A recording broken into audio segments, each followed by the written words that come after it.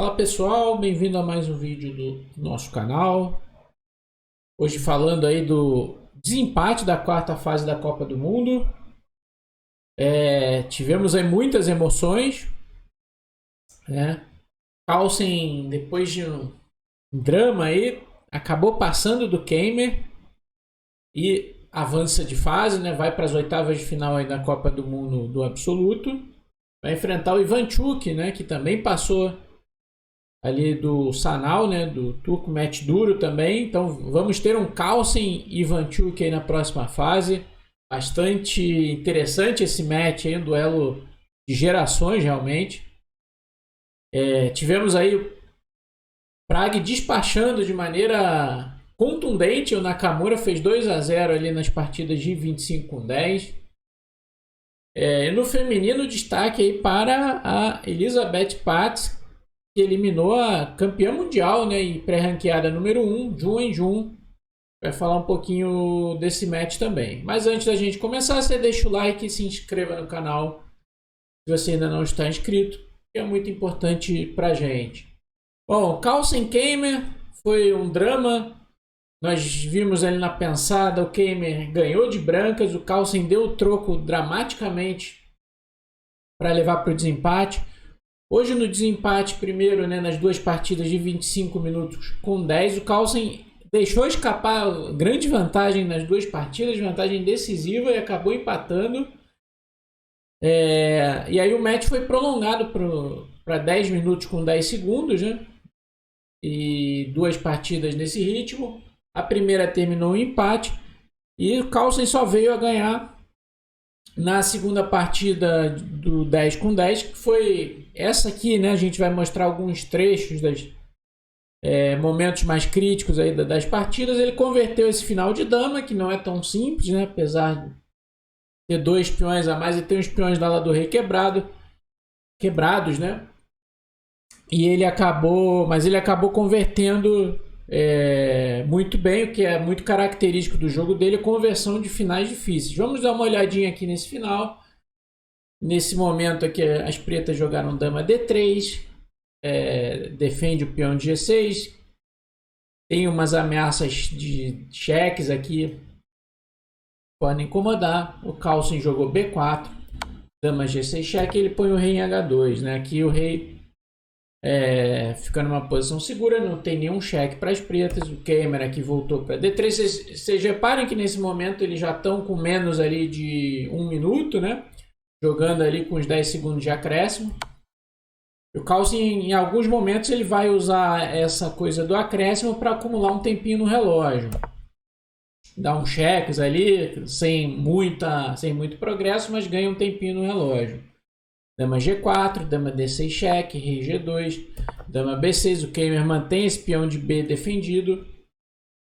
E aí o Carlsen elaborou um plano interessante aqui. Ele precisa avançar, né, esses peões, ou trocar o de F pelo de G, ou trocar o de H pelo de G, né, para criar um peão passado e avançando, né, com eventuais ameaças de troca de dama ou até mesmo de mate. Ele vai progredindo na posição e empurrando ali o Keimer para trás, né, para defensiva. O Keimer só pode ficar esperando. H4, dama B8, H5, rei H8. Então, por exemplo, aqui dama B6 já tem que avaliar a troca de damas aqui, mesmo dando um peão, porque ele vai ficar com um peão a mais. Esse final aqui de fato está ganho. Por exemplo, F4, rei F5, rei F3, G6, rei E3, por exemplo aqui rei F6, rei D4, e já dá para abandonar os peões aqui, e esse peão vai chegar antes do de G. Então tem essas possibilidades de troca de damas mesmo dando um peão. O fato de você ter dois a mais ajuda muito nesse sentido.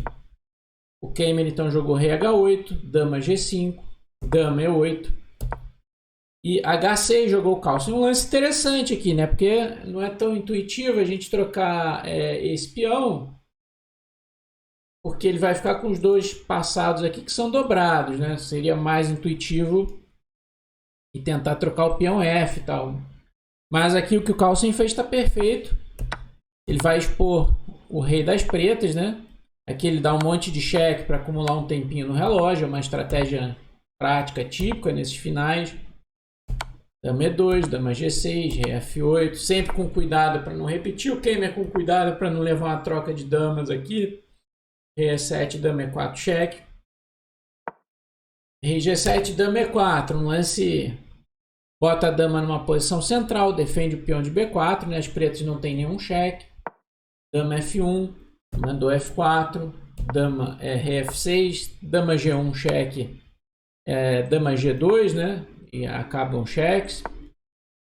Rei F6, dama D4, cheque, rei F7 e F5, e ele vai progredindo aí. Dama G1, cheque, rei F4. E aqui ele vai escapando dos cheques com facilidade. Dama H4, cheque, rei D5. Dama D8, cheque, rei C5. E agora o rei está tomando o peão de B. Dama C8, cheque, rei por B5. Ele toma o de F5 aqui, o gamer. Mas o detalhe aqui, a dama cobre, né? Mantém a defesa dos dois peões. Esse final é totalmente sem esperança aqui para as pretas. E o gamer deu um cheque aqui que abreviou a partida. Levou um contra-cheque, troca as damas e abandonou imediatamente. O Carlsen, depois de muita luta aí do gamer. Parabéns ao jovem gamer. Fez uma grande Copa do Mundo aí, o grande mestre alemão. Quase eliminou o Carlsen. Mas o Carlsen acabou passando ali no finalzinho. Carlsen que vai enfrentar o Ivanchuk, né? Ivanchuk também foi pro digamos assim, pro desempate do desempate, né? Foi depois de empatar tudo, as duas de 25 minutos com 10 segundos, empatar a primeira de 10 minutos com 10 segundos, que ele desperdiçou a vitória, mas aqui na última partida de 10 minutos ele foi implacável. Essa posição, as brancas têm vantagem aqui, muita vantagem de espaço, né? E aqui o Chuck jogou de forma brilhante aqui F5, grande lance. Aqui tomou de peão o Sanal, né? Mas se tomasse de bispo, a ideia das brancas era bispo H6, né? Um lance muito forte. Torre G6, bispo H5. Sempre que tomar aqui de torre, a dama, claro, vai invadir lá com um mate rápido.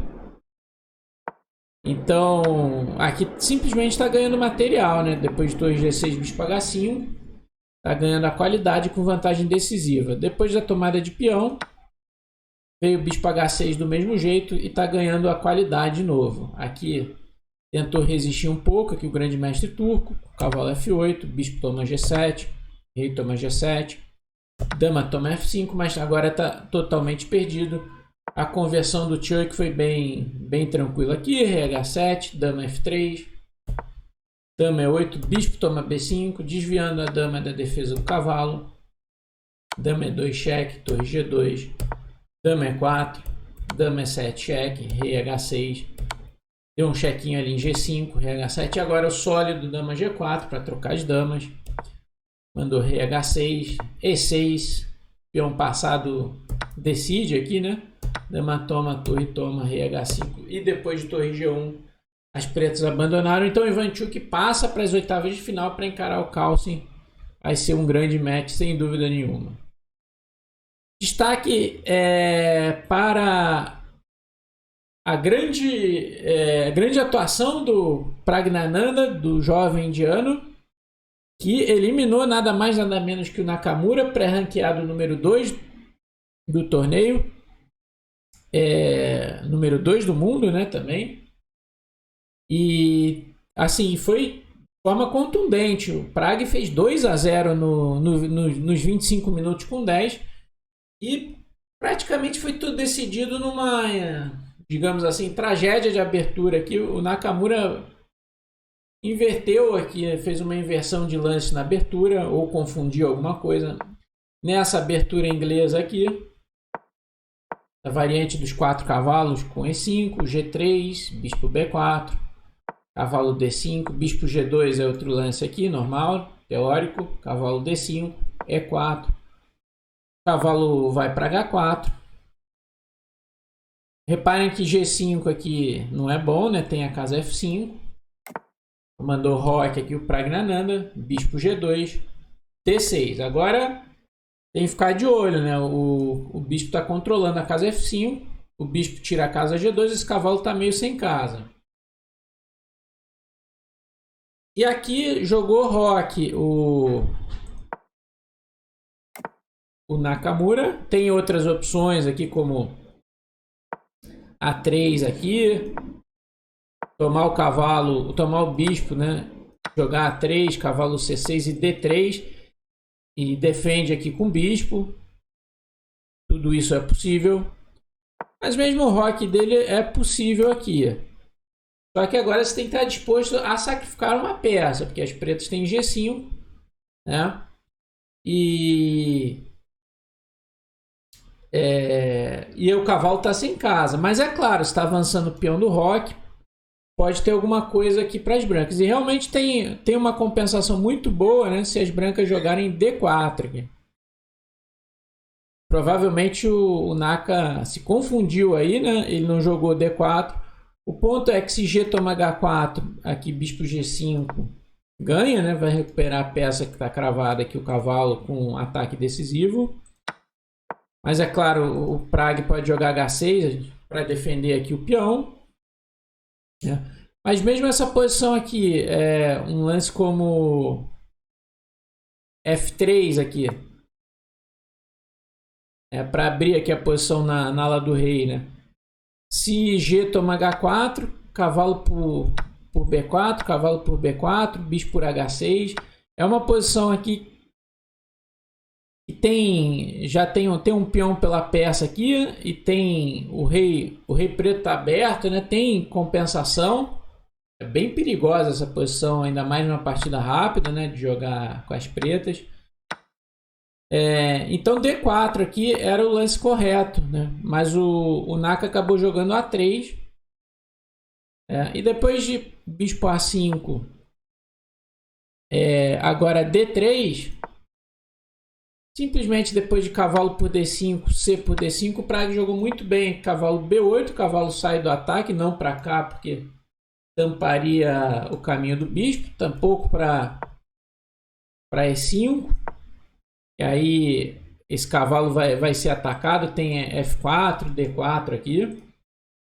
Mas sim cavalo B8. E aqui ele vai perder uma peça sem muita compensação. Aqui o Naka, ele tentou aqui uma confusão com D por E4, G por H4 e bispo H6. Mas o Prag jogou muito bem aqui.